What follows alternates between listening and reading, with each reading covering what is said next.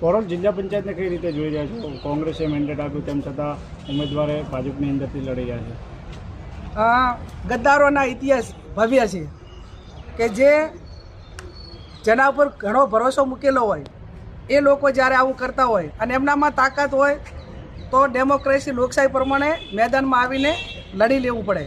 એ સમાજ હતો કે એના ઐતિહાસિક દાખલાઓ આપવામાં આવતા વફાદારી માટેના, અમિત સાથે લડવા માટેના અને ક્યાંક ગાયોની વારે આવવાના. આવા સમાજોને કોઈક વ્યક્તિગત એમના અંગત સ્વાર્થ માટે કરીને જ્યારે કલંકિત કરતા હોય ત્યારે સમાજ પણ એમને જવાબ આપશે.